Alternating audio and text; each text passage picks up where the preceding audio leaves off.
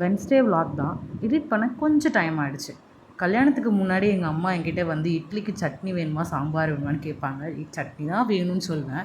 ஆனால் இப்போ நானே மெனு யோசித்து செய்கிற அளவுக்கு வளர்ந்துட்டேன்னா பார்த்துக்கோங்களேன். அதுக்கப்புறம் சட்னிலாம் அரைச்சி ரெடியாக வச்சுட்டு என் ஹஸ்பண்ட் வராரான்னு பார்த்தோன்னா கரெக்டான டைமிங்க்கு வந்துட்டார்.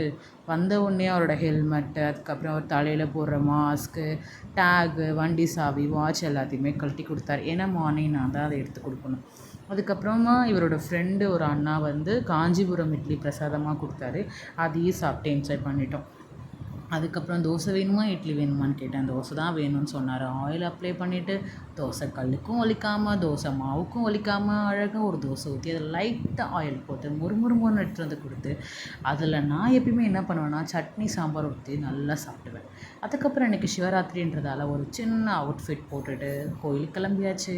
கோயிலில் சூப்பராகவே பட்டாசுலாம் வெடிச்சிட்டு இருந்தாங்க. உள்ளே போனோடனே ஒரு நல்ல பஜனை போயிட்டு இருந்துச்சு. இந்த கோயிலில் அதுக்கப்புறமா போயிட்டு விஷ்ணு கும்பிட்டுட்டு சிவன்கிட்ட போனால் இது 108 லிங்கம். இதை வந்து 108 தடவை சுற்றி வரணும்னு சொன்னாங்க. அங்கே ஃபுல் டெக்கரேஷன் பார்க்கவே சூப்பராக இருந்துச்சு. எப்படி சொல்கிறது, ஒரு பக்தி பரவசமாக இருந்துச்சு.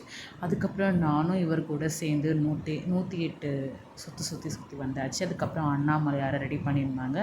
அவருக்கு ஒரு வணக்கத்தை போட்டுட்டு சாமி கும்பிட்டுட்டு ஃபைனலி பிரசாதம் கொடுத்தாங்க. 2 டைப்ஸ் ஆஃப் பொங்கல் சூப்பராகவே இருந்துச்சு. அதை சாப்பிட்டுட்டு கோயிலுக்கு டாட்டா பாய் சொல்லிட்டு வந்துட்டோம்.